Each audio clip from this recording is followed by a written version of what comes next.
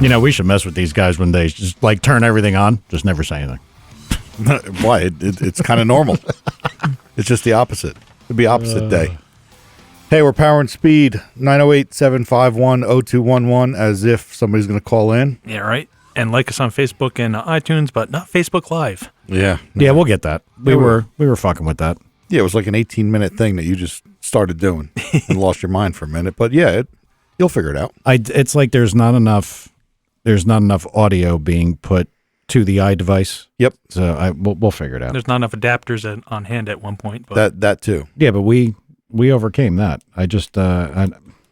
That should be more than loud enough.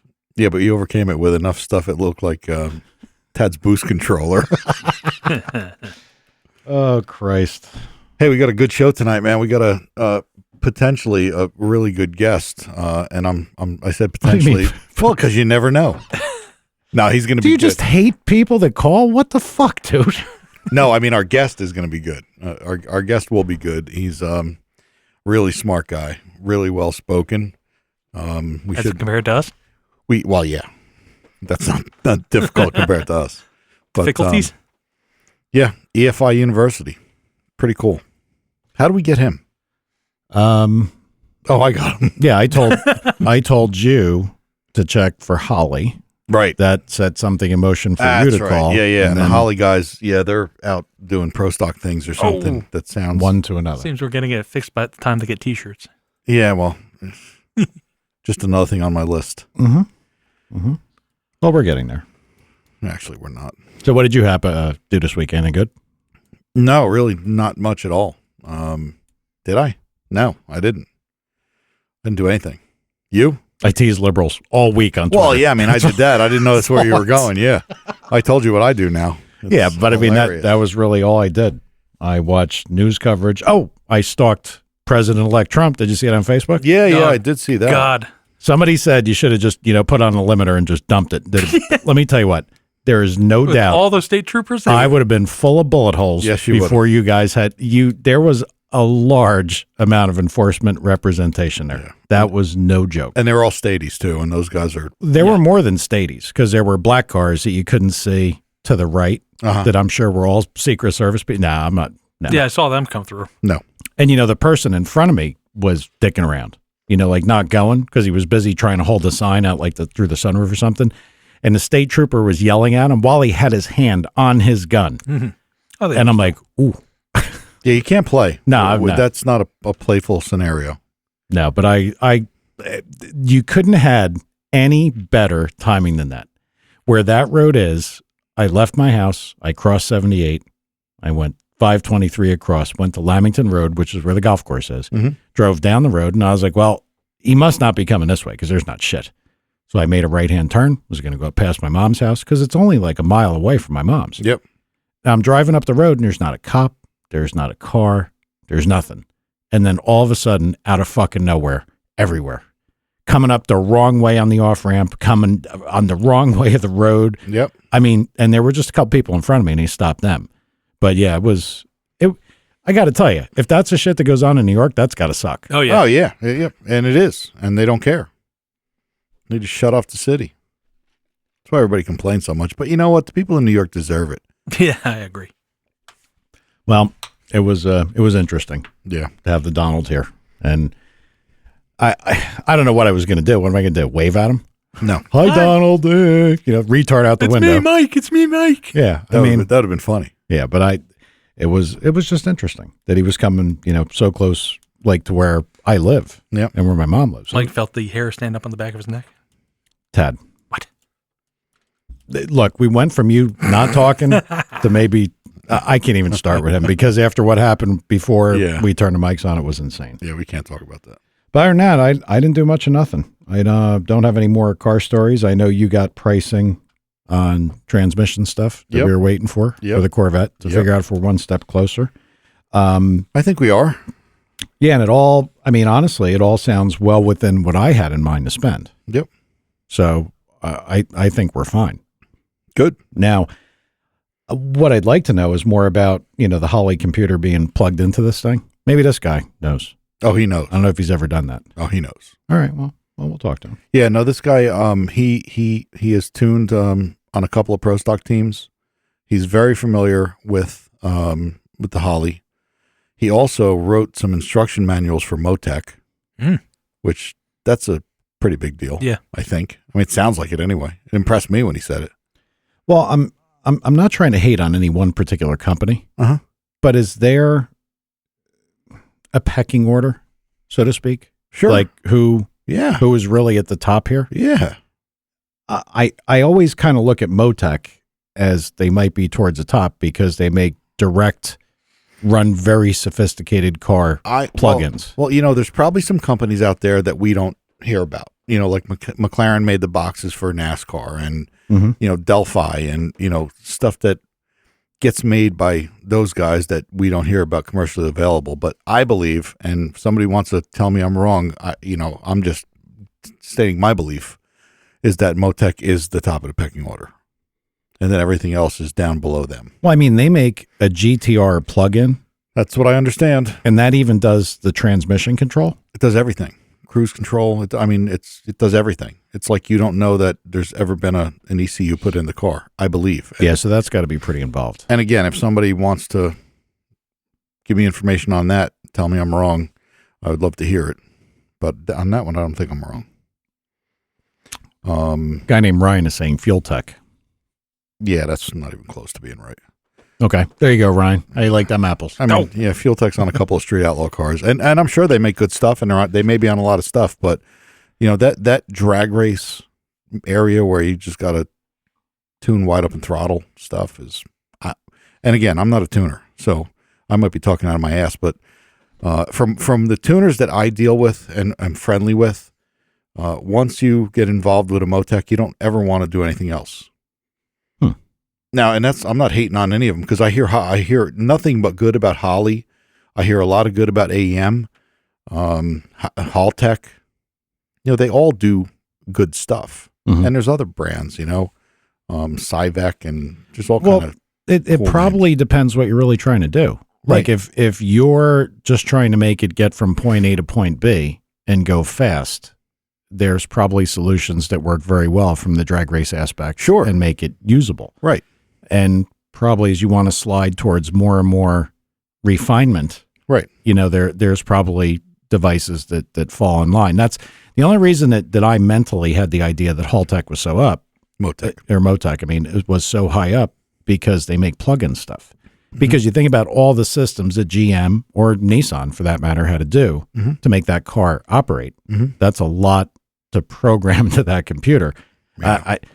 I seriously doubt Nissan said, "Hey, what do you want to do? No problem. Here's our operating system. Yeah. And it's all open for you." Yep. I doubt it. They had to go do that from scratch. I believe. So they got to have a pretty good amount behind it. I'm gonna have to ask about that just to make sure I'm not completely wrong. Actually, we'll ask Ben. Okay, he'll probably know. He'll definitely know. One interesting thing. Yeah. A company that you know, because I believe unless it's changed, you guys make the rods for them, Koenigsegg. Yep. They actually have a whole thing. I think it was on Fox News of all things that I saw it on their page. Camless engine. Like they're getting closer. Well, they've been. No. That's Koenigsegg, though, isn't it? They're the only one doing it right now. Yeah, Koenigsegg. Whatever. Just all the vowels and consonants thrown together with a bunch of ends. People have been working on that for years. Peugeot had it a long time ago. Sounds to me like they're pretty close. Yeah, they might be. I haven't read about it, but that would be cool. Said some interesting stuff. No throttle body. Really? I read no wastegate. How does that work? I guess they control output. They have a lot of magic. Well, if you think about this, okay, the valve, it's the throttle body, kind of like the throttle body.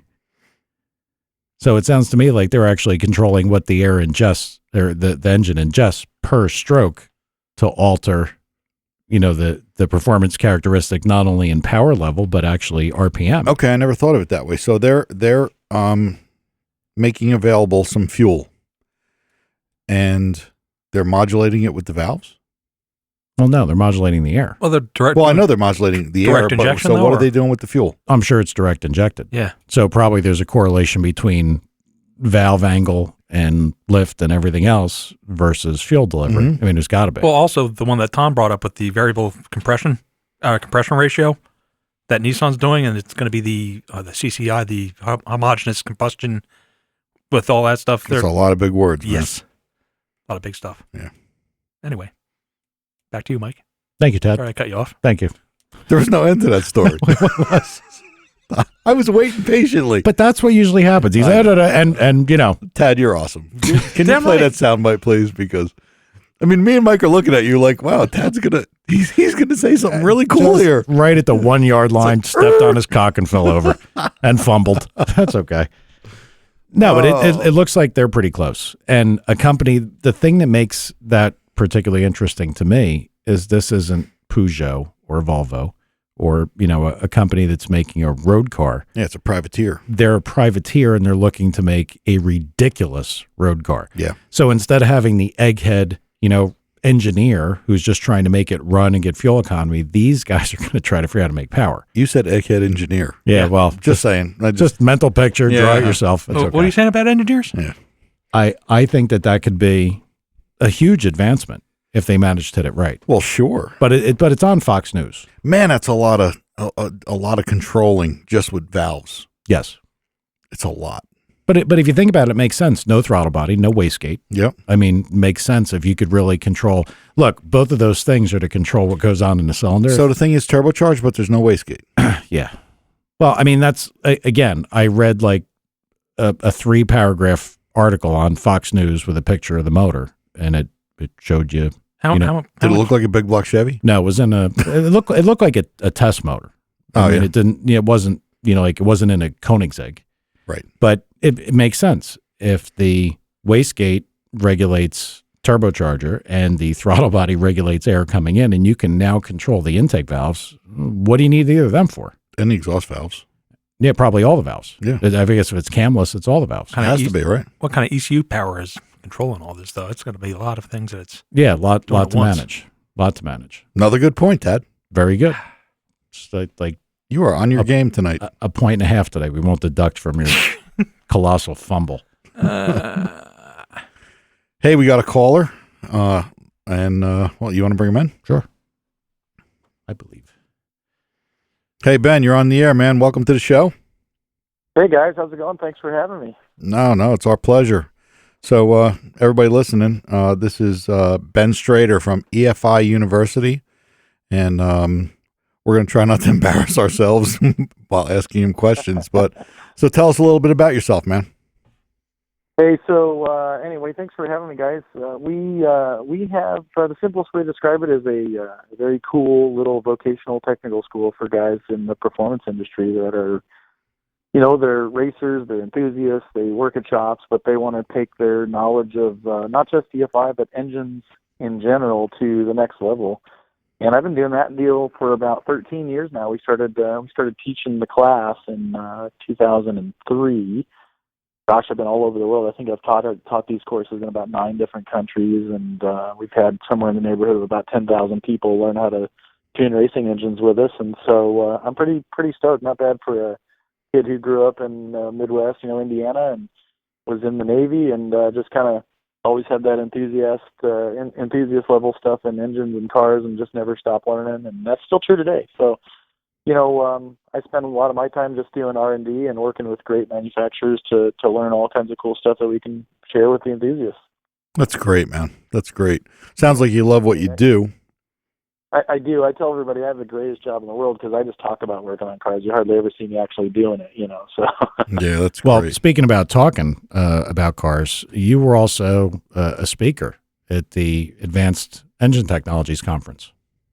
Yeah, I actually did that twice. Yeah. They asked me in sometime around, I don't know, 2007 or something, and that whole comp group that runs that thing have been so just tremendously gracious to us over the years with support of the school and all that. So they asked me, and I, without hesitation, went up and did it, and it was a really great thing. And then they called me again in 2012, I think it was, and at first my reaction was, well, geez, I already told you guys everything I know. What could I tell anybody, And anyway, that kind of went off really well, and it's been a tremendously great, mutually beneficial relationship with that whole group of people, not just that run that show, but the engine builders and the super, super smart people that attend it.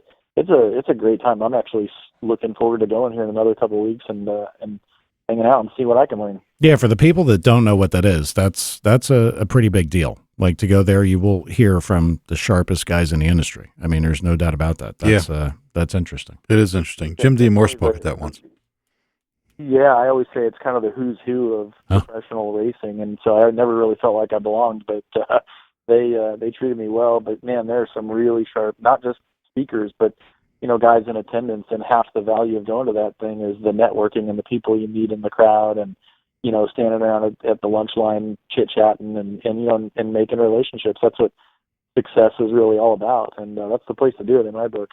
No doubt. So we all have a bunch of questions for you, but I got to ask one because we've talked about it for the last 3 weeks in a row. Okay. You and I talked last week, and you said that you did some stuff for Motec, just some instructional stuff, but I would assume you know a little bit about the product that they have. Yeah. So do they make an ECU that literally plugs into, like, say, a GTR and controls the whole car, or is it like a piggyback system? My understanding is that it's just a plug-and-play ECU. So, they're a big company that makes a lot of different things, and their current product kind of strategy, if you will, is that they started with a platform that was somewhat limitless and also kind of ambiguous, so that people could effectively buy a unit that they could, how do I say this, create whatever they wanted to, almost like a sandbox, if you will, they could go play in, and some of their end users could write their own firmware, software, and create these packages. And so what they did is they did exactly that. They got together with some of the GTR guys, and they actually created a unit specifically to control. That's a very complex car. It's not just firing injectors and spark plugs, but it's drive-by-wire, it's variable cam, it's turbocharger control, lambda control, knock control.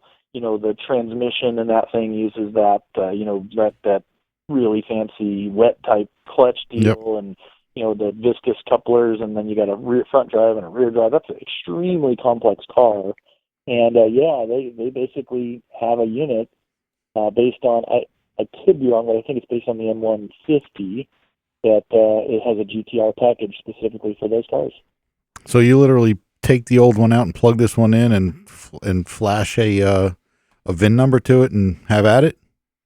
Well, so in the aftermarket, in what we call the standalone market, like the Motec style stuff, it's a little different than the OEM. It's not flashing and VIN locked and stuff like that. It's literally open to each user. So, like, for example, let's say you had a Corvette and you just wanted to retune the factory ECU. Typically, you'd buy an aftermarket software package that lets you communicate via the OBD, onboard diagnostics port. Yep. And what they do is they effectively give the software out for free so everybody could play with it. But if you actually wanted to use it, then it's licensed, and it's licensed by VIN numbers. So when you connect to that car the first time, it'll read the VIN number and basically lock to that vehicle. If you want to go use your same deal on another vehicle, it uses another license. And so they sell various packages with how many licenses come with it, and then you can add more later and stuff like that. But when you get into the standalone world, you're literally replacing the factory ECU with an aftermarket one that you can tune as many times and as many different configurations as you want to. So, you essentially would plug it in. It would have a calibration in it suitable for that car, and you can plug in your laptop and communicate via the cable and off and running. Got it. Okay, so I was kind of right. Yeah, so that's undoubtedly Motec has got to be towards the sophistication level. If they've gotten to the point that they can essentially build an operating system for a car, they got to be near the top. Yeah. Yeah, those guys are no joke. I mean, I've been involved with them as a company for way more than a decade. I've been to Australia to their factory, and it's not a bunch of hobbyists. You walk in there, and there's 75 or 80 employees in the building, and probably 80% of which are degreed engineers, software, hardware, electronics guys. I mean, it's a real deal kind of operation. You know what I mean? So when they put their weight behind something like that, they're going to get there. And I guess that's why they can command 10, 12 grand for an ECU like that. Yeah, if it's a plug-in replacement, I mean, that's a pretty serious deal. Yeah. I mean, listen, if they made that for the Corvette stuff I was talking about, Yeah, you'd buy all it. in. Yep. I mean, perfect. Easy, simple. Yep. Then, just me. So speaking of the Corvette, so Mike's going to ask you a couple of Holly questions if we're okay with that. Sure. He is? Sure, why not? All right. Well, I mean, come on, it's drag week, man. We're looking at All right. I've got a 2001 Corvette that we're going to turn into a drag week car. That's cool. I've been kind of going back and forth on this. Everybody has said that ideally you would like to replace the factory computer because the 2001 computer is not really ideal, that there's a bunch of band-aids you have to do to work around the power level that we need to make. So people were talking about, for lack of a better term, a piggyback Holly in this car. And then the stock computer runs the vehicle operations, but the Holly does the actual engine operations. Do you think that that's probably the best bet? I mean, from everything that you know?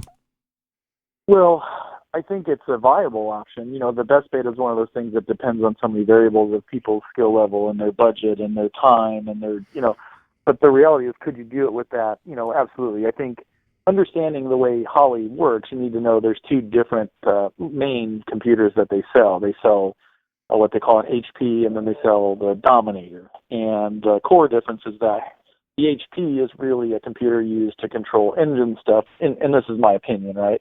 But the Dominator is really a full vehicle management. So, like if you use a Dominator, you can do drive-by-wire throttle, and you can do dual lambda, and you can do transmission control for like the GM 4L60, 4L80 family.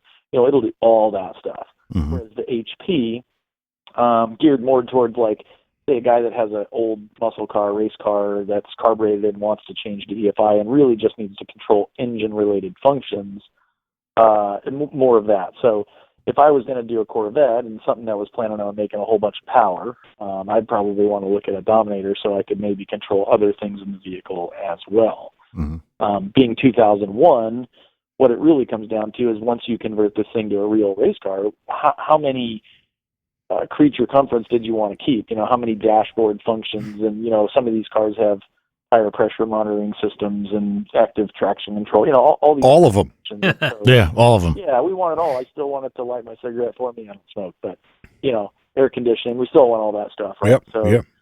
realistically, you could probably do about 90% of everything in that car that you'd want to do, I would think. It becomes very platform specific. This model year can do this and that model year does that. But being a 2001, it's a 15-year-old car. Technologically speaking, it's not that complicated.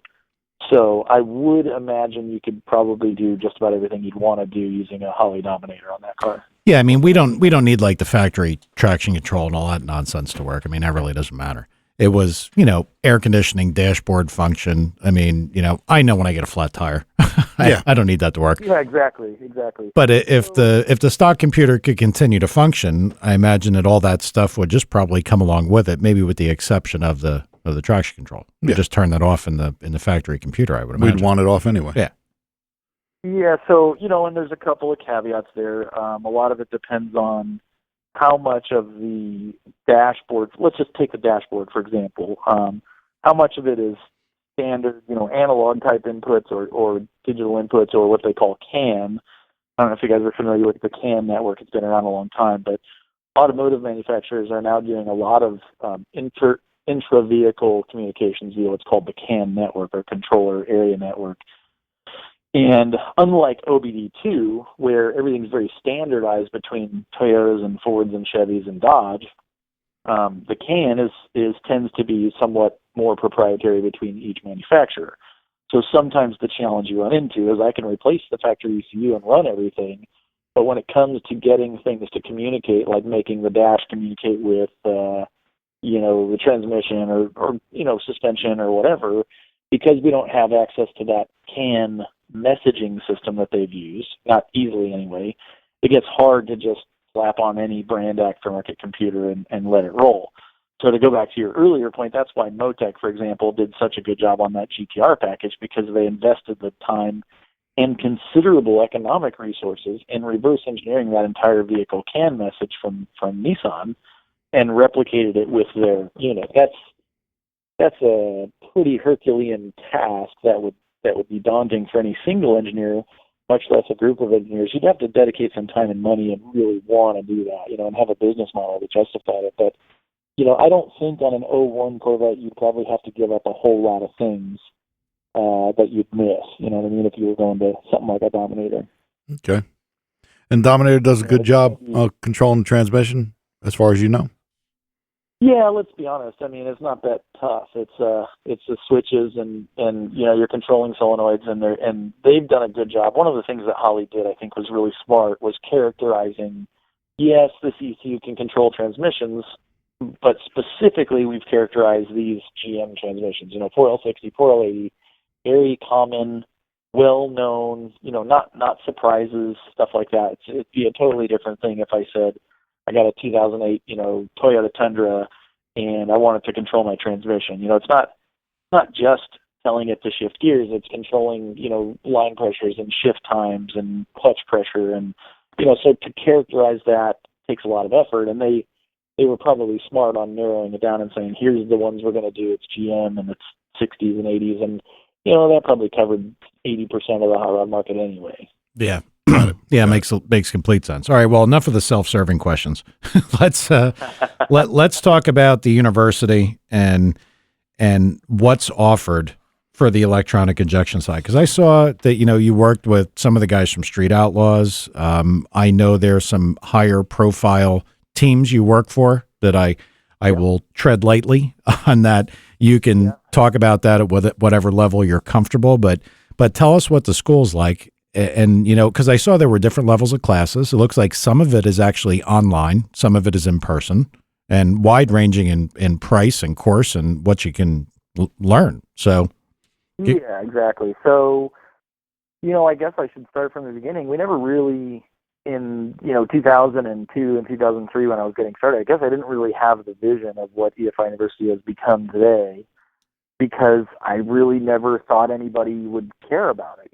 It was a side gig that I was doing and just trying to more help people out. But over the years, it kind of, morphed into this thing that it is now that's so much bigger than just me or even us as a team that we work at. But effectively what we do is we try to take the mystery and the magic out of tuning racing engines. Right? I'll talk about that side first, and we'll get into the other stuff that we do. But ultimately, our industry, in the motorsports industry, is highly unregulated, which is great, but it also has a consequence, and that is, if you're a doctor, lawyer, school teacher, whatever, some professional service provider, there's a minimum standard of professionalism that's required to operate in that field.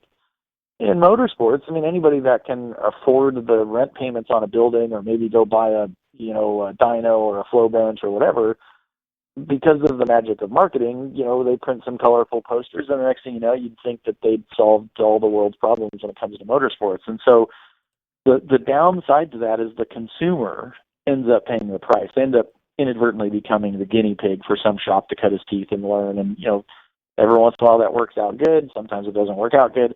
We try to cut through all that. We try to cut through what we call the dog turd racers. The guy that goes out on Saturday night and wins the race has a dog turd that he forgot to clean off his bumper. What he didn't realize is that next Saturday night, 14 other cars showed up with dog turds on their bumpers. And so they don't really know why. They just know that guy went fast, and by God, he had a dog turd. That must be the reason. And so this copycat industry has bred a gigantic hole of information, a lack of information. And so we try to take the mystery and the religion, the religious kind of belief out of it and make it more scientifically and mathematically based. So guys come to our school and we say, look, if you know a lot, that's great. If you don't know a lot, that's okay too. We're starting from the beginning, no matter where you came from. So we're going to start with the simple, the 4-stroke cycle kind of stuff. Yeah, well, that's what I wanted to ask. Like, where is the beginning? Is it like, look, this is an engine? I mean, is that... Quite literally, the same sketch of 4-strokes that you probably saw in high school auto shop class, because time and time again, and remember, we've had thousands of people come through our school, some of them just getting in, and some of them professional, professional racers that have their Wally. You know what I mean? Like, these guys are sometimes very legit in their field.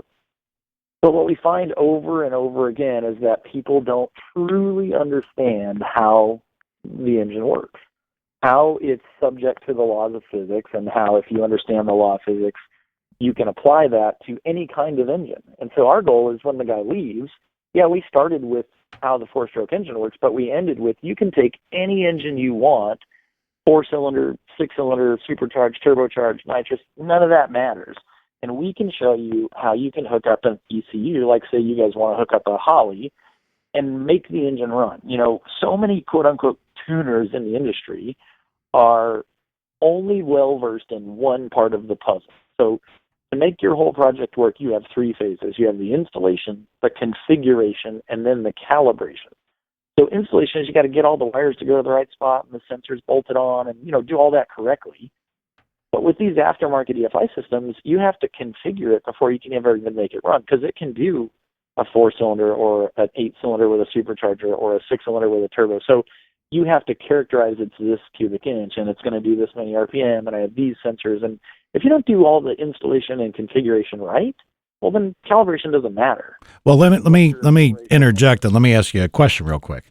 Does a guy that understands, let's say, from a street car perspective, they understand how a power valve works, they understand how an accelerator pump works, they understand what a vacuum and mechanical advance really is meant to do in a distributor. Do they have a better time of grabbing all this, or because they fundamentally understand what's going on, or you find that the people with a blank slate are better? I honestly think the guys with the blank slate are better because they're not so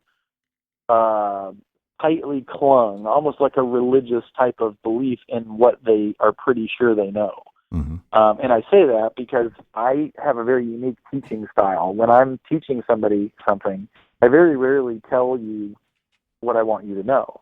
I typically ask you questions and provoke you to think for yourself. In fact, one of the things that I say on the first day of all of our classes is, the best thing you can do, let's say you're coming to our class that's here for the week, right?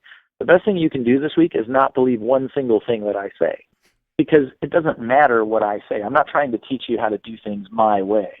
If I do that, I've created my own cult and I'm the religious leader, right? So we don't really want that. What I want to do is teach you how to think for yourself and tell you how to find the answers, not tell you the answers. So if you can do that, then you'll be able to take what you've got at our school and go apply it to whatever thing you're working on. But you have to be open-minded enough to accept that some of these concepts are completely contradictory to what you've always been told, what you probably very strongly believe, you know? And so because of that, the guy that comes in with nothing is oftentimes more open-minded and easier to convince, I guess, than the guy who says, I pretty much know 90% of this. I just need you guys to fill in some gaps, and then they end up having to literally start at the beginning. You know, it's somewhat fun, but it's also frustrating for us because some of those guys are hard to get through to. You know, especially carburetor guys have been doing it forever. Yeah, and you see that's the other thing. Like when I said really understand, I mean that you truly understand. You know what a bleed does. You know what an emulsion tube does. You know the effect you're looking for. Like if you had the cause and effect on the dyno, like you saw what you were doing or the desired, reaction, you would know what would be the right thing to change. Because half of the people that think they have a lot of this down don't know. Like they don't know why the vacuum advance in the car really worked, and then that trying to train. That's why I was asking, if you found that one candidate or type of person was better than another, because I know what you mean. It's like you're better off starting with a blank slate. I got it. Yeah, honestly, the women do the best. The girls that come through the class, they're open-minded, they're eager, they don't have a huge Can't ego. have that.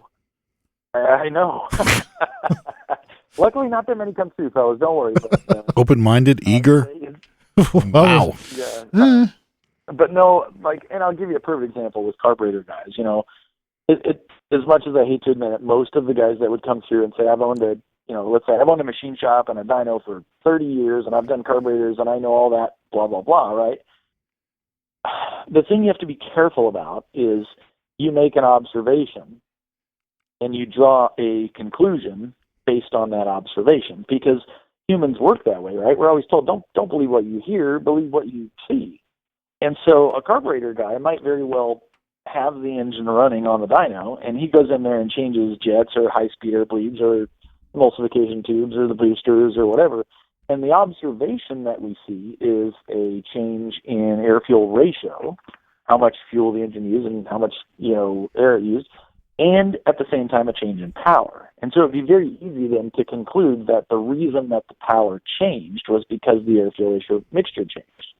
When the God's honest truth is most engines are very insensitive to a change in air-fuel ratio. Now, that's somewhat blasphemy to a lot of guys out there that are tuning, but oftentimes we will do something that affects the airflow of the engine, like changing the booster, for example, or B, the mixture quality, the distribution of air and fuel molecules in the cylinder that will affect power. And the thing that we're looking at changes, for example, air-fuel ratio, and so we notice two things at once, and we draw this conclusion that may or may not be correct. And so the carburetor guys, for me, tend to be the biggest challenge because they have, such firmly held beliefs in what does and doesn't affect the engine, and we often have to discuss with them why what they've seen isn't the whole picture. And luckily, we have several vehicles and ECUs and chassis dynos and engine dynos at the school, and we can say, I'll tell you what, you don't have to believe me. The beautiful thing about truth, fellas, is that it doesn't require you to believe in it. It's still the truth. Yeah. And so we can talk about it on the chalkboard, or we can just go out here on the car and fire it up, and let's see what the dyno has to say. And so normally, let's be honest, if you're in my house and you're going to play on my equipment, you're going to play my game, I'm typically going to beat you, right? Because it's a dog and pony show. We've done this a million times. And so don't bring a bunch of money to our poker table. You know what I'm saying? Like, if I'm willing to bet on it, it's a pretty safe bet kind of thing. I don't mean to sound like a jerk, but No, but you're dealing. see that. Yeah, exactly. I've got the deck, So the guys that we get challenged the most by are typically the guys that have been doing it one way for a really long time. And what we try to do with them is convince them to just think about it from a different way. Maybe there's 5 different ways to do it, and you've only done it one. Let's see if we can find the variables. What are the things, there's things that we know that we don't know, and there's things we don't know that we don't know. You see the difference? And we got to find out what are all those things we don't know about yet, because that's where the surprises come from. I've never learned anything on a day when I sat at my dyno and everything went exactly the way I thought it was gonna. Mm-hmm. That's an interesting concept, but it seems to me that somebody that's knowledgeable wouldn't be a bad student, but it's more that somebody who's done something the same way, the same time, Well, I've seen this happen. I've actually had circle track guys call me to ask if they could get, what are those jets? Is it from Comp?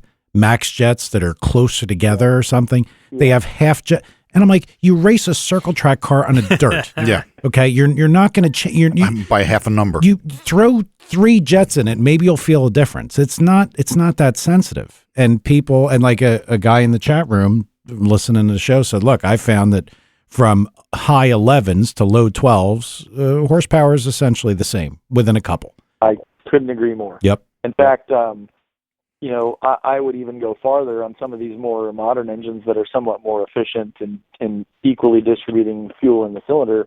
We often see you could go from, 11 or 11.5 air-fuel ratio to almost 14, and you can't find more than 1% change in power, And I've seen that over and over and over again on turbocharged engines, supercharged engines, even really high RPM, high compression, race engines, stuff like the pro racer guys are doing. We don't see them respond in a large way to changes in mixture. And why is that? Because its efficiency is what it is? No, it's because you probably heard this a million times. The engine's an air pump, right? Yep. Well, has anybody on your show ever said, hey, the engine's a fuel pump? Like, if I put twice as much fuel in, it makes twice as much. I think Alan said that once. It doesn't work that way. You don't know Alan, but that would be funny to you if you did. Right on. Well, here's the deal. If the engine's truly an air pump, once I put enough fuel in that I've consumed all the air in the cylinder, changing the mixture isn't going to do anything. So until you take away enough fuel that you can no longer make all the air be burned in the cycle, you won't really affect how much power the engine makes, right? So, whether that's, I get to 13.5 and at 13.7 I start to lose power, Well, that tells me that you've got, when you think about air-fuel ratio, you're measuring it at the oxygen sensor coming out of the tailpipe. Right. That's not really what's happening in the cylinder. You have these pockets of really rich spaces and really lean spaces that create an overall average as it's coming out the port. But in the cylinder, if you want to make maximum power, you have to make sure you have an excess of fuel so you can burn all of the available air. But once you've achieved that, moving more fuel in doesn't really do anything. It doesn't help. And so that area of insensitivity exists because there's a wide range of the minimum amount of fuel I need to burn all the air. Let's just say for round numbers, that's 13.5, to putting so much fuel in the thing that now I've started displacing air out of the cylinder, and it's costing me, and let's call that, 11.5, right? I mean, we're just making round numbers. But Yep. That's why it's so insensitive. It's because it's an air pump. It's not a fuel pump. Damn, we could talk to him for a long time. Yeah. And I mean, I noticed, stuff like this years ago. Fuel injector pressure mattered on certain motors that I messed with. Not because we brought more fuel in, but because the atomization got better. Then that's that's why. See, and that's the other reason I asked that question, because some of the people, I've told this story before, and I'm sure any comp or pro stock guy would always laugh. Guy says, well, we put fuel injection on this, comp motor, and we picked up 60 horsepower. Okay. Your carburetors are bad. Yeah, right. Exactly. Exactly. And so that's why I like having these conversations, because when people finally understand that there is a right and a wrong way, it doesn't really matter if it's a carburetor or an injector. Motors all tend to like the same things, no matter what it says on a valve covers. Mm-hmm. Yeah, those pistons go up and down. They don't know that fuel came out of an injector or a carburetor. So long as the same quantity makes it into the cylinder that's distributed evenly and mixed the same way, you're going to find that once you close that intake valve, the rest is history. What happens in the short block stays in the short block.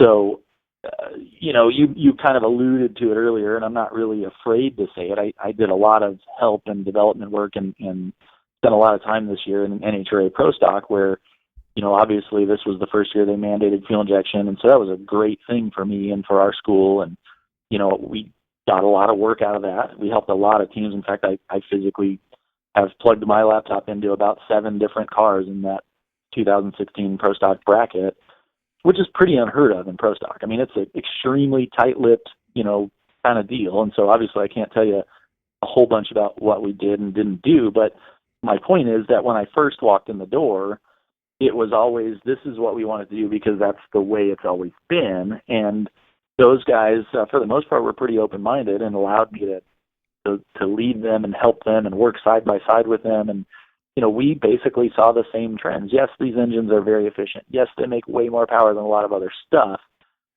but they don't break the laws of physics. And so they have the same characteristic behaviors, and we have to do the same kind of testing and evaluation that we do for any other kind of engine. And as we did that, the engine programs really came around and we're doing good.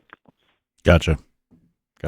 So, I mean, speaking specifically about the pro stock stuff, because we have a lot of guys that are really interested in that side of things. Curious, sure. How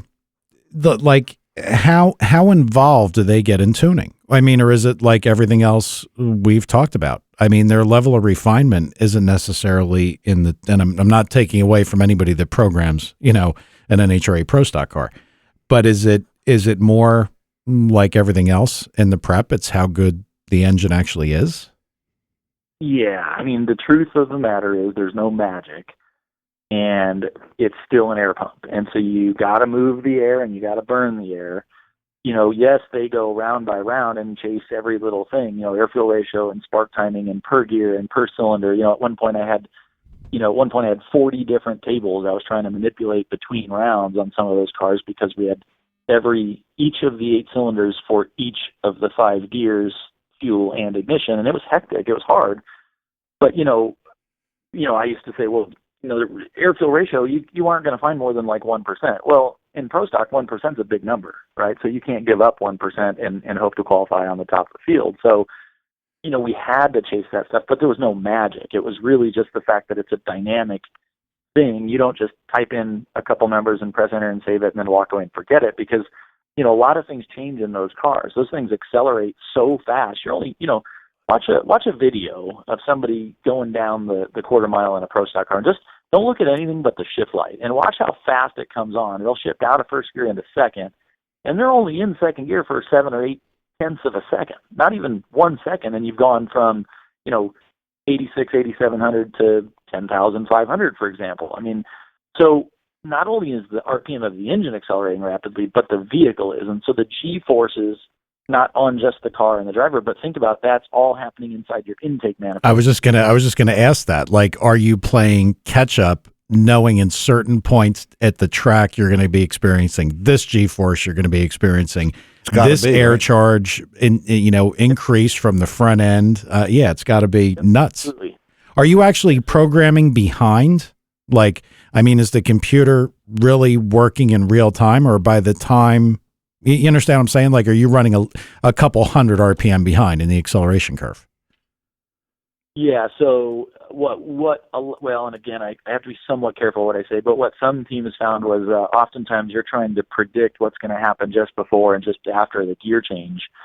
But you need to understand that it's hard to do because, for example, if we go make a change to the clutch and the thing loads the engine harder between 8,000 and 8,500, then the engine behaves differently than if you unloaded it because the clutch was different, or they make a suspension or a tire change. And so the challenge for the engine tuner is to try and get the engine to do the same thing every time, but that's hard to do when the rate of acceleration of the vehicle isn't the same every time by design, right? We're always trying to, it's an acceleration contest. We're trying to make the car leave harder and pull harder and go harder, and so you kind of know certain things. You can look at where's the car going to be in 60 feet. What's the travel time, 330 to 660? When we get in fifth gear, we know we're doing this many miles per hour, and we're going to start loading the intake manifold with positive pressure. There's a lot of balls that you're juggling in the air, and you've got a pretty good idea of what's going to happen. But oftentimes, it isn't until the run's over and you look up at the scoreboard and you download the data and you go, oh, wow, look, it's there. We got that right. We kind of missed over here. And pro stock guys by nature are never going to be done. You're always going to be looking for that extra 1/10 of 1 horsepower. And so that's what made that fun and interesting and challenging. But, man, those are some hard-working dudes. You can't fault them for their work ethic, I'll tell you that. Nobody in that whole field, Yeah, they do work. They put in the time for sure. Yeah, I mean, people, we've talked about this before, to have that many different, I'll say, areas of knowledge converge in this class and all be that close is insane. You know what's funny? Yeah. If you think back to how good they ran with carburetors, and what these guys can do with the computer and the parameters and the tables.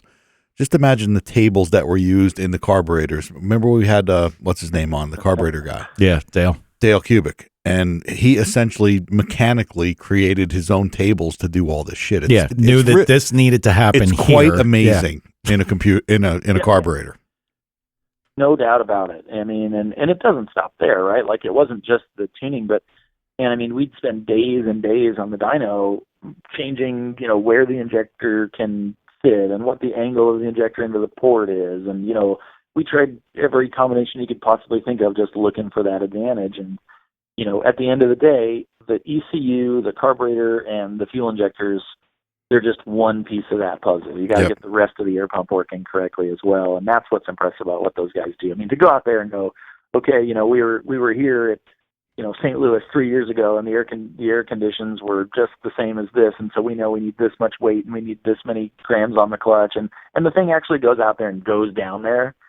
I mean, we're talking thousands, and you could just go, these guys are studs, man. I have so much respect for those guys, the crew chiefs and the car guys, and I learned so much. It was a very humbling experience to learn just how badass those guys are. I'll put it that way.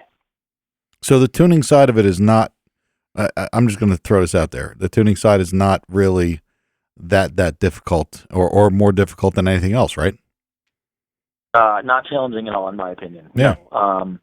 Because nothing theoretically is different. The only difference is the pressure to get it right the first time, the amount of work you had to do between rounds. I mean, I was literally running from car to car and hurry up and plug in and get this data, and then, sit with the crew chief and decide what to do, and then make the change and then run to the next car. And I mean, physically running, and so, but intellectually, no, not challenging at all. Not really. Well, that's good info. Well, I mean, I would imagine that some of the real challenging stuff is making them do things that a pro stock motor doesn't like to do, like do a burnout, push the clutch in, and not have something go wrong. Yeah. You know, I mean, Yeah, exactly. that's actually probably the harder stuff. Yeah, I mean, so the big ruckus at the beginning of the year was guys complaining that they can't idle and they can't make them burn out and they can't drive the car, you know, and that was largely created by carburetor guys trying to hurry up and learn how to make an EFI system do something. And look, I don't want to brag or toot my horn, nothing of that. But like what we did is we went in there and we applied some basic fundamentals and some scientific reality, some fact and not some fiction. And I mean, from the very first day that we went out to test the car, you know, push the starter button, it starts, you roll up to the water box, you do your burnout, you back up.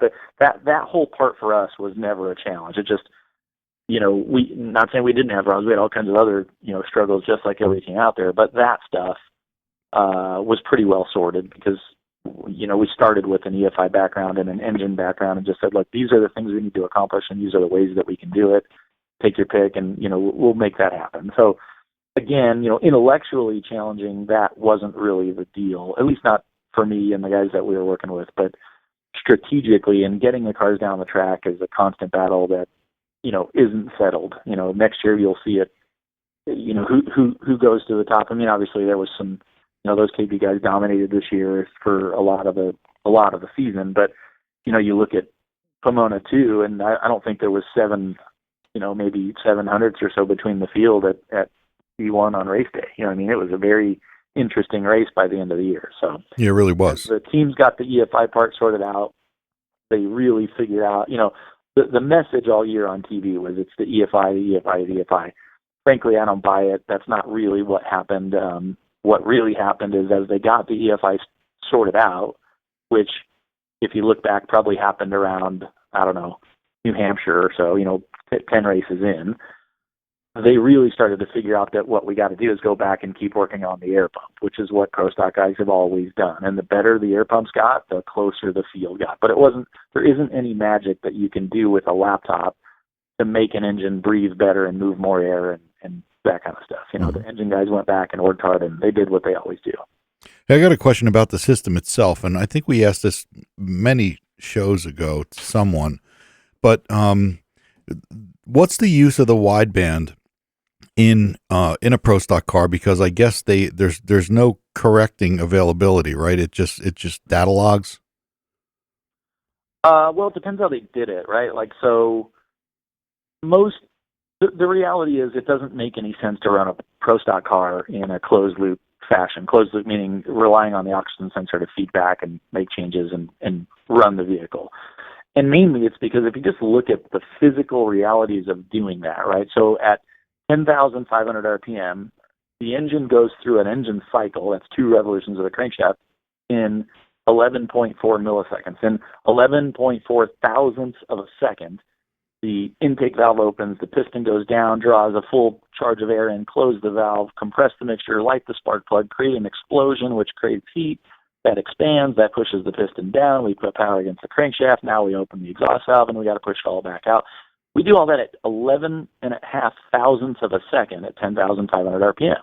Well, if you go grab a Bosch, you know, or a NTK oxygen sensor off the shelf and go look up the data sheet for it, you find that most of the time it takes 40 to 60 thousandths of a second for the stupid thing to respond. That answers that question. Then you've got to get that data back to the computer, and then the computer's got to process it and figure out what the amount of error was, and then make a change. Well, you know, we've gone through 6 or 8 or 10 engine cycles before that process happened even once. Yeah, you need the optional time machine module to make that work. Correct. Yeah, exactly. And we've always talked about that it's in past tense. Yeah. Yeah, it's past. Yeah. On those cars, it's just not realistic. You know, on a lot of cars, it absolutely is, and it's a wonderful tool. But in something like that, if you don't have the tune-up pretty spot on when they let the clutch out, you're pretty much going on the trailer. Wow. Okay, that's a good answer. You know what happened? We dragged him completely off the university. You know, yeah. We really did. Well, I mean, we could talk for 5 hours about this. I mean, I got a million questions that I'm going to be calling you and just asking you questions. And that's the problem. I do a lot of these kind of, interviews and shows, and unfortunately for you guys, I end up, I have a AA fuel mouth, so I'll go for 3 hours, and they're like, well, we're out of time, But you can call me anytime you want, and we'll chat, off the show. But I'm happy to answer whatever you got on the show as well. Yeah, well, we actually have a couple guys that have asked questions, and they flew by so fast. You idiots can call. Let's see. We've been giving a number out for 85 shows, and we've got like 7 phone calls. Yeah. They're shy. Our chat room is out of control, but they just don't call. I think it might be a little abusive. It might be me. Just gut feeling. It's probably better anyway that they don't call. Oh, they all enjoy each other in the chat room. Well, let's do this. Let's get a little further with the university. Yeah. So the first step of this, as we covered several times now in various different ways, is to all the way. That's how we got to Pro Stock, right? Because we asked about what the guys knew, and then whatever. We'll get right back to it too. Somehow, I know, accidentally about that Pro Stock thing. After they go through the basic course, what from the curriculum side, like what worked well, or what do you guys normally recommend? Like, how do you progress? Okay, you understand the motor. This is your basic course. Here's the motor. Here's what, pulse width is. Here's what ignition timing is, blah, blah, blah. What's the next step? Let me clarify that too before we go to the next step. And that is, when you go through that course, whether it's our weekend seminar, which is very much like taking a drink of water out of a fire hose, or whether you take the full immersion week-long, what we call the accelerated certification program, the goal is that there's so many tuners out there that have laptops and travel around and plug into people's cars, and they press plus and minus, and they look at your fuel ratio and they move the spark timing, whatever.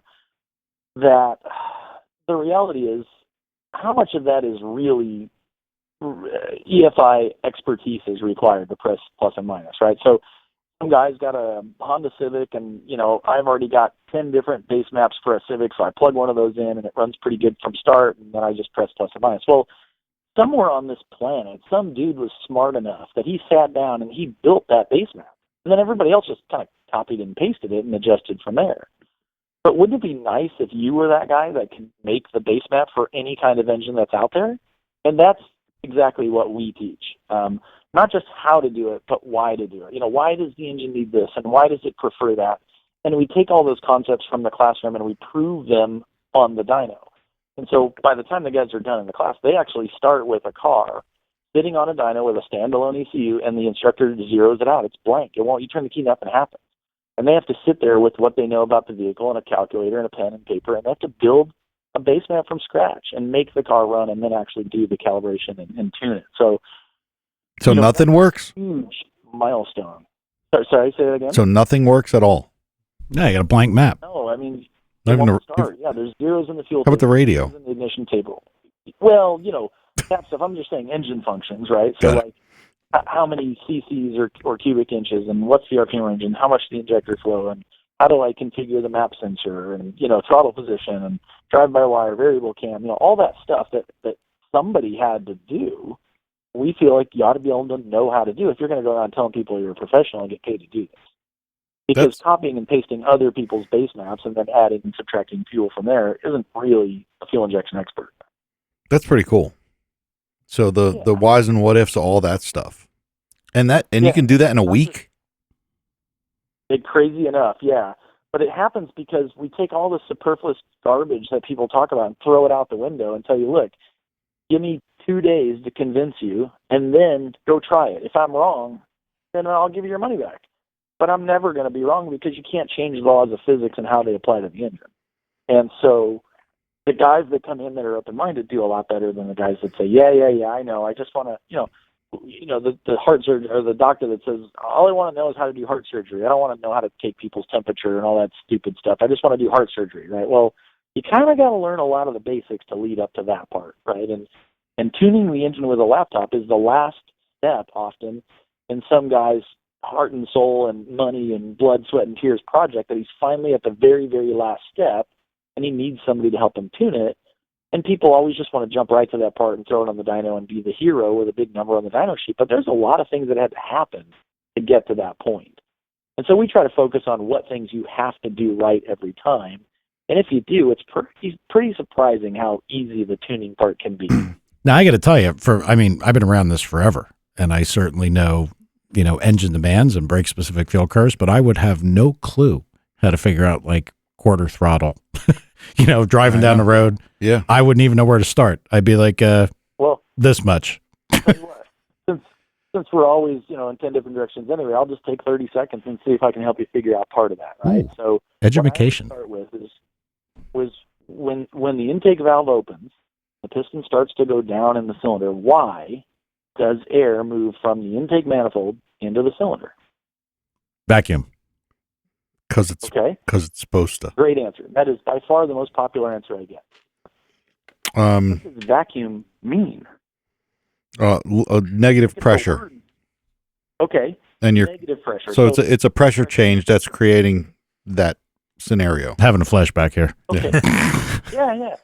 So I'm leading in a path here, right? I'm toying with you, obviously. Yeah, but do it. The reason I'm doing it is because the term vacuum, we always make these assumptions that when we're talking to car guys, you know what I mean if I say there's a vacuum.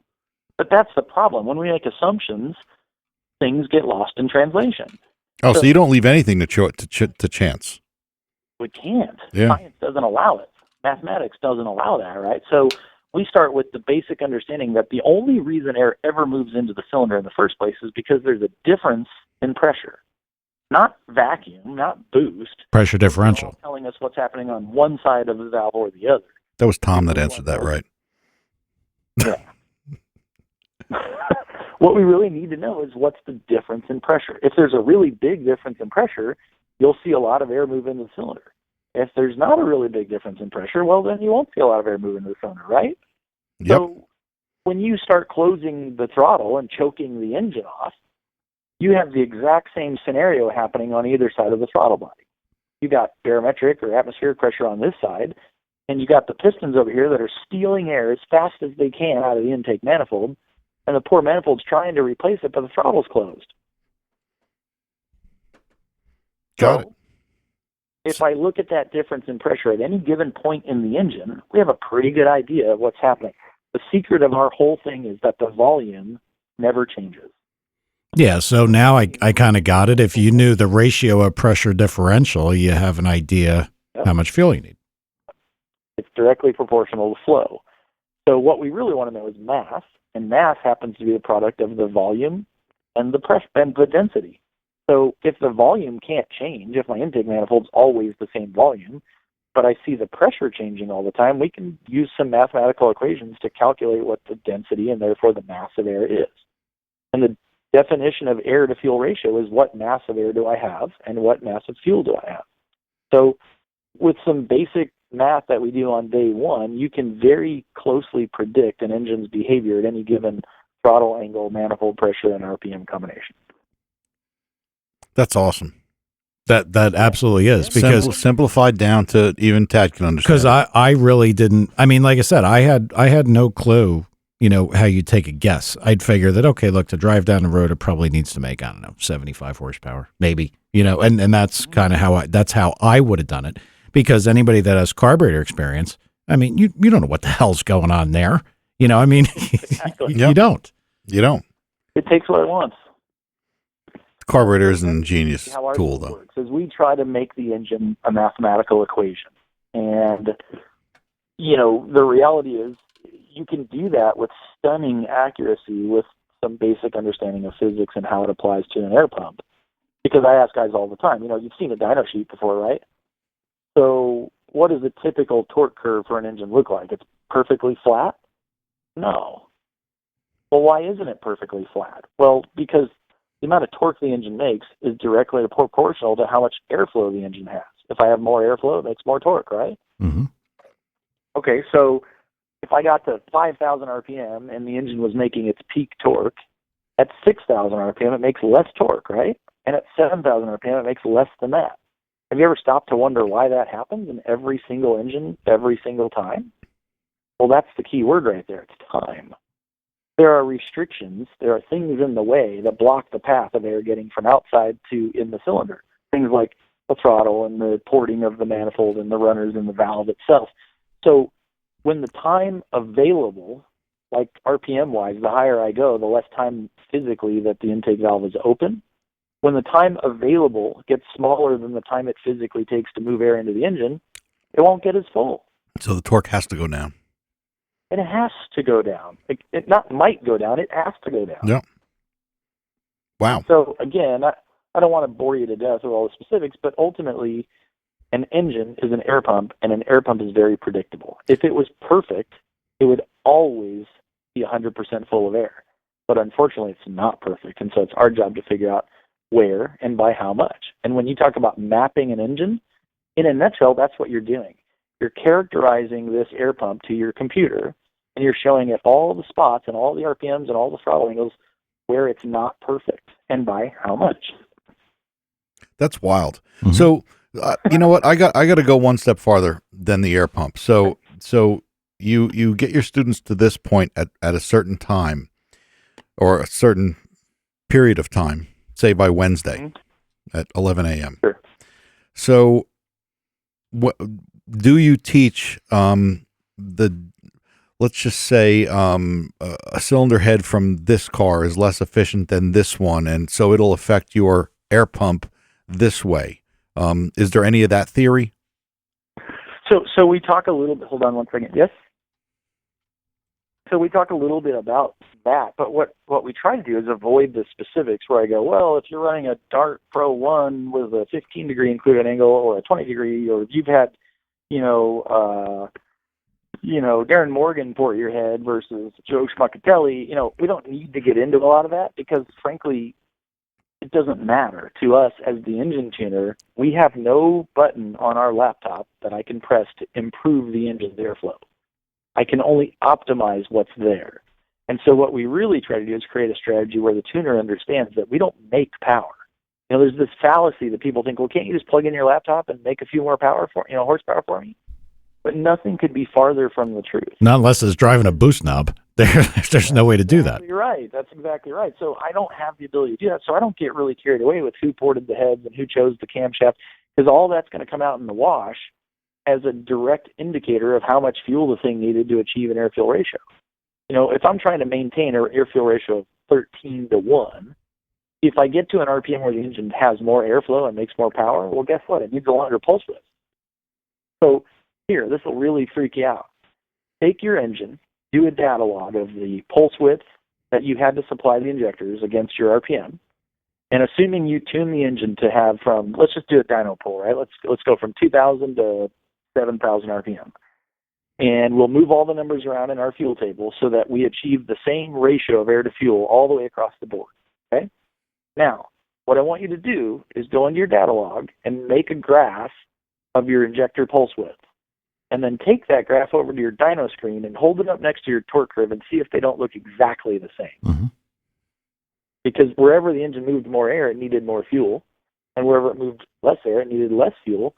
And since what we were targeting was the ratio of air to fuel, your fuel flow directly corresponds to your airflow. They're exactly the same. Mm-hmm. So then I go, well, then I want to, instead of look at pulse width, I'm going to look at duty cycle, which is the percentage of time the injector is on versus how much time is available to turn it on, right? So it's expressed as a percentage. Mm-hmm.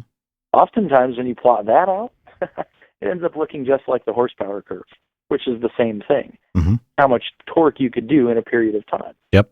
So our job as the tuner isn't to worry about how good or bad the engine assembly is. We can't change that with the laptop. Our job is just to make it as good as we possibly can and optimize what we've been given, which leads into, you had a great question earlier, so you did great. You got through my class, you passed the test, high five, you're now a guru. Where do I go from here? Well, I'm an engine guy.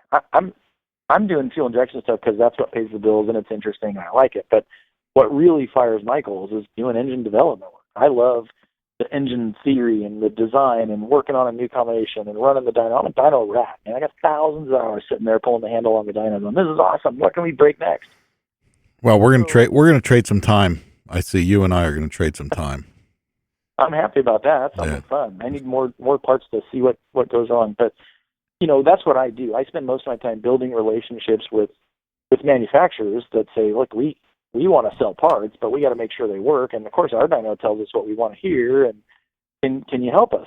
So we do a lot of research and development for companies, evaluating and testing parts and creating reports and everything from I've done, back-to-back turbocharger testing, where we collect a bunch of data. We've done intake manifold stuff, header stuff. We're now doing for a piston manufacturer where we run the engine and we look at, like, for example, cylinder pressure, and from that we can derive indicated power and torque in the cylinder, and we can compare that to what spits out on the dyno, and the difference, frankly, is mostly friction. Oh, so skirt design. So we start changing the skirt design. We can look at how much friction that cost us or hurt us, or so there's a lot of things in there that we do. Was that cylinder pressure stuff not the coolest thing you ever saw being a dyno guy? That's got to be the greatest piece of data you could ever get. Dude, I mean, I'm such a nerd when it comes to that stuff. I just, my wife's like, it's dinner time, you got to come home. And I'm like, darn it, I want to, I'm in love with my job, and that's a great place to be in life.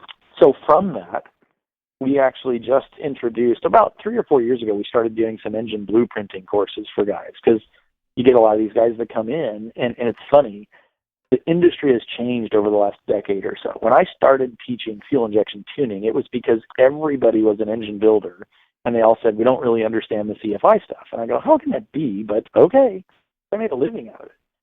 What's changed, though, is the demographic that's in the performance industry.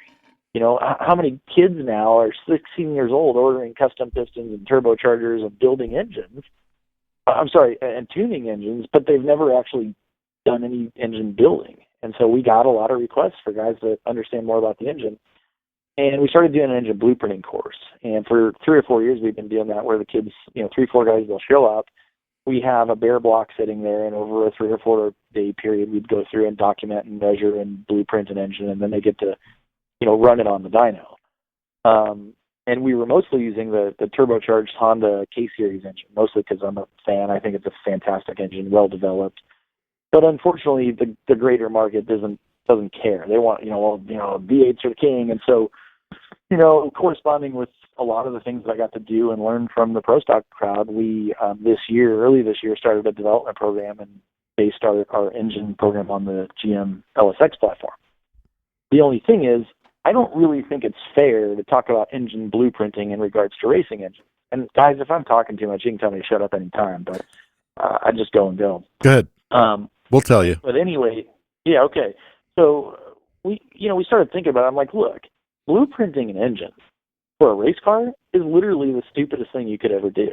Because where's your drawing? You got an actual blueprint that you're building this engine to, and you talk to guys and you go, what are you doing? Well, I got the factory service manual and I put it mid-spec between min and max bearing clearance. And I did this.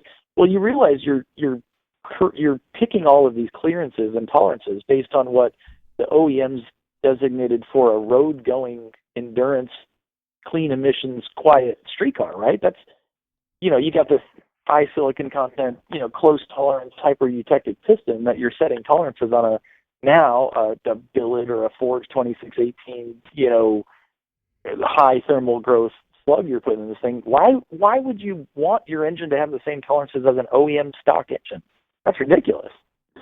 So we started a program now that we call Competition Engine Development that focuses on how to take an engine and develop it for a racing application, focusing on 3 areas of efficiency.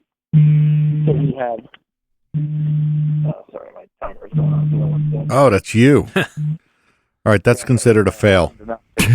just so you know, that's considered a fail. Even for a professor like yourself. And done, failed. I set an alarm so I wouldn't forget to get on with you guys, but I didn't need it. But anyway, 3 areas of efficiency we talk about are volumetric efficiency. So, we pick camshafts and port cylinder heads based on trying to get a volume that moves through the engine. Anything we can do to improve that helps the engine make more power. Mechanical efficiency are all the things that we do after we've made a bunch of power to try and keep it. So we have friction and we have drag and we have, all these things that the engine has to give away power. And we want to reduce that in a racing engine. Where in an OEM type engine, we're worried about, noise, vibration, harmonics, exhaust emissions, gas mileage, completely different concepts. So, we look at some of the modern, ring packages where now we're running thinner rings and we run smaller bearings and we run, lightweight oils and really investigate these areas of mechanical efficiencies on how we can improve an engine. And then lastly, there's thermal efficiency, right? So you take like this little LS1 that we ran a month or so ago. It had a stock GM 243 casting head that the Lingenfelter guys ported, but it's still a cathedral port 243 casting. And we made 758 horsepower naturally aspirated with that thing. And we did that by paying attention to thermal efficiency, mechanical efficiency, and volumetric efficiency. But when you talk about thermal efficiency and you look at how much fuel you got to put into one of these engines, right? You go look at any top sportsman, bracket racer, whatever, naturally aspirated turbo, doesn't have it. But you look at how many BTUs are available in a pound of fuel, and then you look at how many BTUs it takes to make 1 horsepower, and then you look at how many of these things you're putting in your engine. We put about 2,500 horsepower worth of BTUs out of the fuel into our engine, and we only got 758 out of it. That sucks. That's like 30% thermal efficiency. But that's the reality for a modern racing engine. You lose so much heat to the cylinder walls, the water jacket, out the exhaust pipe. So anything we can do to shift all those losses mechanically and thermally and volumetrically in our favor are the things that engine builders do to develop competition engines. And that's what this class is now about. We base it on the GM LSX platform. The guys come and there's a bare block and they spend, a couple, 3-4 days assembling the engine. And along the way, we have show and tell with a lot of these tricked custom parts with skinny bearings and small rings and low friction, pieces. And as we're assembling the engine, we take a look at all that stuff, and then they get to run it on the dyno and see this thing go, 8,500 RPM or something. And it's a really, really fun, eye-opening course that guys that want to follow on and go to the next level get to come and do with us. Well, let's do this, because, we really could go on. I'd be here till midnight. Well, I just want to ask one question. Were you at the ATEC convention when, and I forget his name, it wasn't Danny Lawrence, it was somebody else from RCR, did the dissertation on a cup motor and on all the loss values? Yeah. So I didn't go to that one, but there's a great video. If guys like Google it, you can find it of him talking about exactly that subject. Yeah, I was there, and that was one of the most entrancing speeches I've ever seen. Yeah, he did. He knocked it out of the park, honestly. He set the bar, and I had a lot of his content in mind when I was developing that course, going, man, I want to be as cool as that guy. I never will be, but I'm sure going to try, and I believe in that wholeheartedly. That approach is the same one that we use. Okay. Sorry, we're trying to manage. Yeah, manage chat, manage all kinds of stuff. Yeah. Didn't think I was going to be here for 2 hours, did you? No. It's not even that. Actually, we got a caller on hold, and we're trying to tell him in the chat room to ask in the chat room because it's hard to manage 2 people talking. We found that it's hard to manage 2 people talking. Well, now I'm getting looked at. Go ahead, bring him in then. I can bring him in. Hang on. Oh, I know the system does it, but okay, go ahead. Can I please play with my toys? Do it. I bought all this stuff to be able to do this dumb shit. Push him. Oh no! Did he dump? We dumped him. Good. Oh. Go ahead, toy box. Why can I still hear you? Well, no, not you. Yeah, we dumped the he guest. Dumped the guest. Oh. What do you mean we? We wasn't all me. Okay. The button pusher. The lock didn't work. Oh my god. The call lock didn't work. Hockey and Bullwinkle show. Oh. Hang on a minute. Well, now I dumped him. We're so even now. That's a total fail. That was a total fail. Yeah. All right, here's the way it's supposed to work. You're supposed to push the on-air button twice. Yeah. So I think I pushed it 3 times, and that takes it back off lock. Well, don't feel bad, because the guy that wanted to ask you the question, I just hung up on him, too. So, Ben, just so you know, that was Mike doing that, not Tom. So just remember that. It's because you don't let me use this enough. Professionals. All right, well, I'm sure Steve will call back, because we actually know Steve. So Steve will call back. But while we're waiting for him to call back, what's the price range of these courses? Steve's back.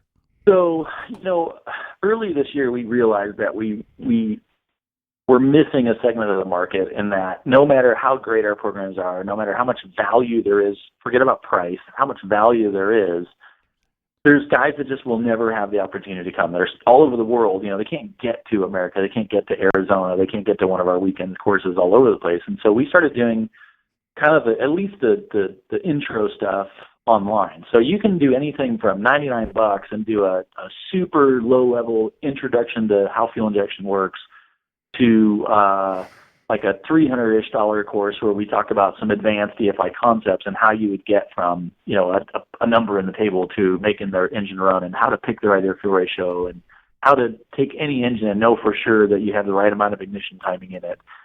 And so you can combine those and get a discount, and, you know, $350 you can get in the game.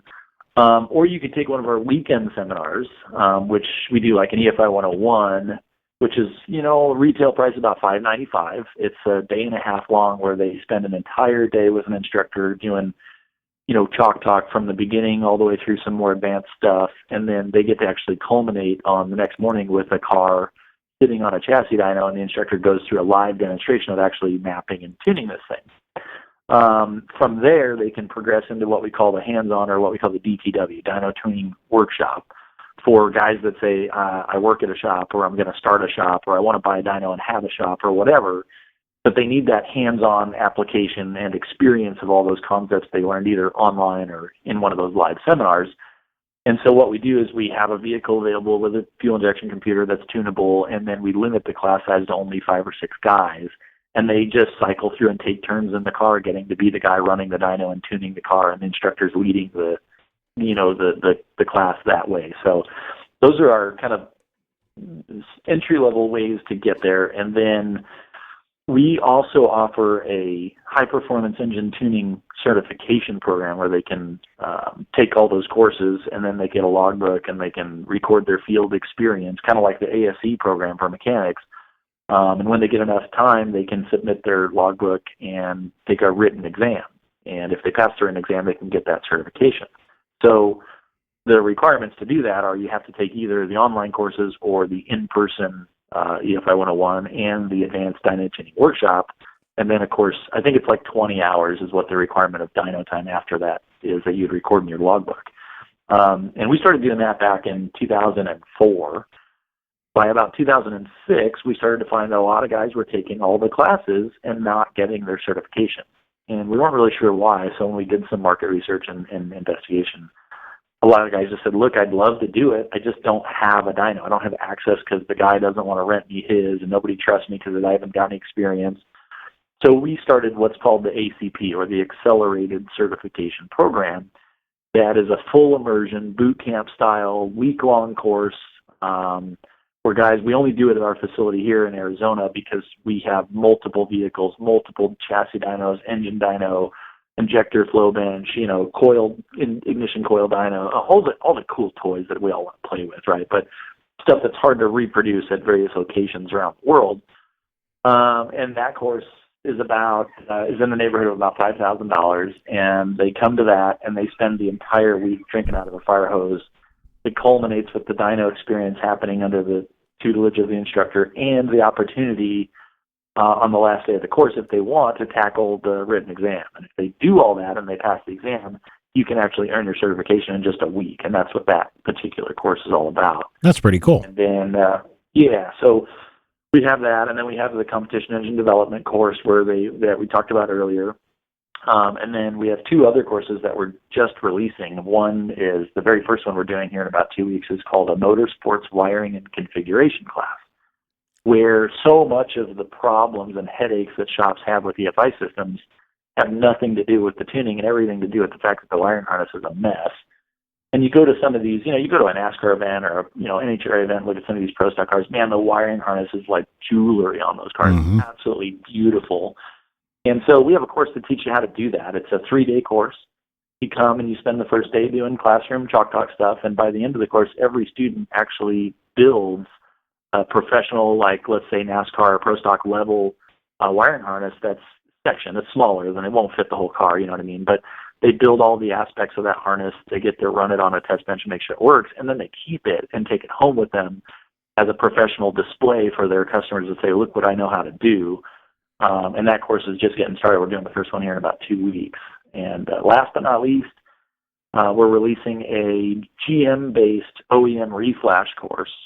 I bought a 2016 Chevy SS this year with the LS3 rear drive, 4-door sedan, 6-speed manual trans. And then we went to work on it. We put a comp cams. We did a bunch over with Tomp guys, and they developed a camshaft for us, some new push rods, springs, locks, retainers. We got the guys at, sorry, I'm distracted here. Jim Hairston from Pertronics also has a lot to do with the Cook's headers and JB exhaust. And his kid, actually, Jake Hairston, is one of the engine builders at one of the pro stock teams that I worked for, and we became good buddies. And so they decided to help us out with some exhaust system. We did headers, cats, the whole exhaust system on this thing. Then we put a Pro Charger on it and 10 pounds of boost. The doggone thing makes 720 horsepower at the tires and uses all the stock ECU stuff. And so we decided to turn that into a class on, this is pretty representative of what guys are doing. They go buy a Camaro or a Corvette, they put a cam in it, they put a blower on it, they put headers on it, and then they're difficult to tune. You got to get them to idle, you got to make them drivable. They want to make power, but they don't want to blow them up. And so we built a class specifically for that application that guys can come to. And the two most popular softwares out there are EFI Live and HP Tuners. And so we'll focus on both of those brands and specifically how to use them to tune a GM V8 that makes a whole bunch of power. So that class is coming up to be released here in just a couple of weeks. So you're the first ones to hear about it live. Nice. Yeah, big reveal. Covers our entire curriculum. Yeah. All right. What's any approximate course price on the OEM Flash? Yeah, so the retail price on that, I'm probably going to get in trouble if I say it wrong, but I think it was just going to be like $995. Okay. If any of my guys are listening and I got that. Yeah, footnote, not sure, but just wanted a ballpark, that's all. What do I know? I just own the dang place. Shouldn't know that, but. All right, now I'm going to try to bring in Steve without screwing up, but I got this. Hang on. Okay, here we go. Steve, you there? I'm here. You got a question, buddy? Hey, Ben, how you doing? Steve from Innovation Engineering. Steve, what's up, buddy? How you doing, man? Good. Came in late. Yet. Oh, you won't. Don't worry about that. Like I said, I came in late to the conversation. When the EFI went to Pro Stock, initially everybody was having trouble getting the cars to run on 60 feet like they did with a carburetor. Mm-hmm. Did you find a specific thing that was a crutch to get back to that 60-foot number? No, not really. Again, so much of it had to do with things other than EFI. The biggest change that Pro Stock went through this year, and I will argue this point with anybody from, my buddy WJ on down, the reality, and I don't think he'd argue with me anyway, we get along pretty good, but the reality is what had the most profound effect on Pro Stock, in my opinion, was limiting the RPM. You can't, a lot of these teams last year were way north of 11,000 RPM, and I mean way north. And to knock anywhere from 500 to 800 RPM out of the engine, there's a lot of changes that have to be made, and it dramatically changed the shape of the power curve. So in the beginning of the season, I think what most people were struggling with is gear ratio and figuring out what the splits needed to be. Fifth gear, you're always going to be 1-to-1, and so you have less power. Let's be honest. If you're down on RPM, you're just going to be down on power, and so you can't make it all up with putting more ratio in first gear because it makes all your splits hard. And so in the beginning, you probably, if you watch closely in the beginning of the year, there's a lot of teams that were on the rev limiter going through the lights, and they didn't necessarily want that. But until they got it figured out, it's more than just that, obviously. But I remember talking to Justin Alex early in the year. I think back then he was helping like the Gray guys or something, and he made a funny comment. He said, we're killing it. We're winning the 60-foot nationals, but we can't seem to put it together and get down to the other end of the track for nothing. And by the end of the year, I think we saw that those guys had their act together and the whole thing worked for them. But my point is, I think people gave way too much weight to the quote-unquote EFI change. Yes, the engines make less power for a variety of reasons. Airflow, air cooling charge loss. We had the carburetors on top and fuel coming down, cooling the air.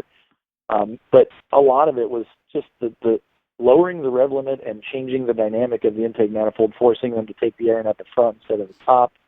those things had more effect on the entire vehicle than anything we could have ever hoped to do with a computer. So I promise you, I wouldn't hold back any big secrets from you, but there is no magic in the laptop, and making those cars 60-foot didn't have a ton to do with anything that I was doing anyway on the laptop. So I give all that credit to the car guys, the crew chiefs, chassis builders. They got their stuff together, and they were the ones that really deserve the credit for that. Well, the one thing that changed dramatically between the manifold itself with the EFI and the carburetors was the fact that you lost a ton of plenum volume. And, you would think that wouldn't make any difference, but that plenum volume is a crutch because it's a source of air besides what's coming through the carburetor. I mean, it only lasts an instant, but it's still a source of air. It's a source of stored air. And what I'm seeing, in the few pictures you can see of the later versions of these intake manifolds, is that the plenum area of the EFI is getting bigger. They're filling up that hood scoop to get the plenum back, and the cars are running more, in 60 foot like they did when they had carburetors on them. Yeah, if not better in some cases. So, that we're getting in one of those areas where I'm starting to get a little nervous about what I should and shouldn't say, but I will tell you that the guys that I was working with early on in the season recognized right away that was a major change. And I'll tell you, we tried a whole bunch of different stuff, and specifically with things you're talking about, but I will tell you that there's way more going on inside that manifold than just the changes in plenum volume that you can see from the pictures. Yep. For obvious reasons, I can't talk too much about it, but oh yeah, there's a lot of guys out there this year that were covering up their intake manifolds, and there's pretty good reasons why. So, but plenum volume definitely is a factor. It's maybe not the factor, but it's for sure a factor for all the reasons you just said. Your cylinders are going up and down, and the valves are opening, and they're trying to steal the air out of the plenum. And if you can't replace it fast enough, you're going to have a problem. Right. All right. So I got to interject here. We're like way over, and Steve, I want to thank you for the question. But we gotta kind of get to this. Well, it's kind of effed up that like the one time we cut the sloppy guy off, it's because I was going to run out of hard drive space. Yeah. But I just got a note from Mixler telling me our hour-and-a-half broadcast is almost completed. Yeah. Yeah. So. Wow. So now I know I have to move to the other plan if things go like this. But we were getting about done. Steve, thanks for calling, buddy. Appreciate it. Hey, can I hang on until after the show? Sure. So you can listen? Absolutely, dude. No problem. Hang on. Okay.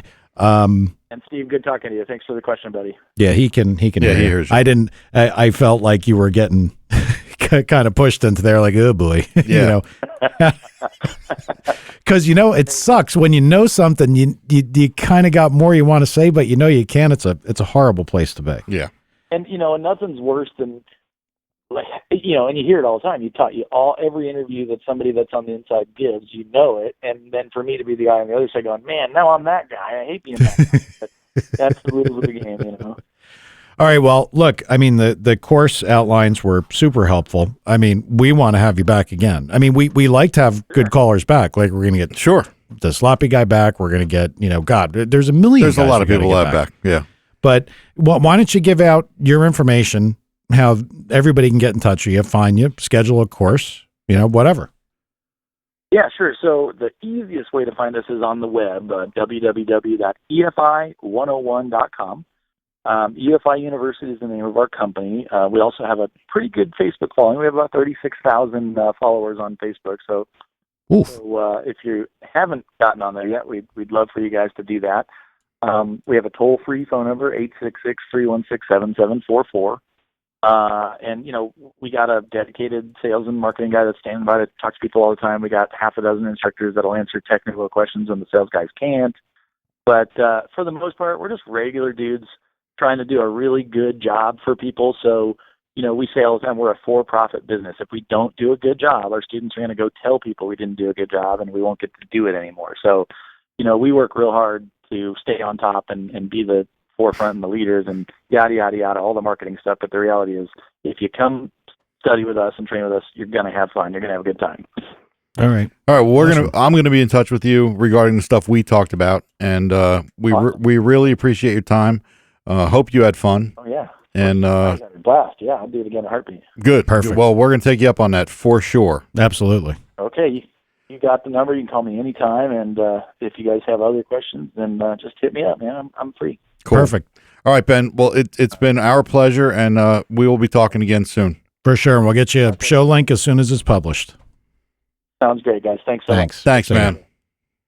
Bye. All right. We really are going to run out of time. I know. 'Cause this Well, thing we got have- the hour-and-a-half warning. Yep. And then it just told me overtime, and I Yep. have no idea what the fuck. I don't know if we're still on the air. And I saw Jeff just said me, the sloppy guy's name is Matt. Listen to me. I'm a retard. I can't remember anybody's name ever. He's sloppy guy. Well, that's why people have nicknames. That's right. That's why Alan's Fudd, because I can't. Because he's stupid. Well, that too. Okay. But it doesn't work for me. What do you want me to tell you? Yeah. So Matt, no offense to that, but we do want Matt to come back. He doesn't mind sloppy. How do you know? He called his business sloppy mechanic. Okay, well, just I don't want to be the offensive guy. Yeah, I hear you. for We're gonna start calling Mike Compound. What? Jesus Christ, Todd. Good show. I enjoyed the hell out of that one. It's good. Informative. We learned. Yeah, somebody said, "Well, Mike, say something." Well, when you hear good shit, you don't have to say anything. Yeah. You just listen. Something. So, Now you know my secret. Oh, God. Good night, everybody. yeah, we'll be back next week. Thanks.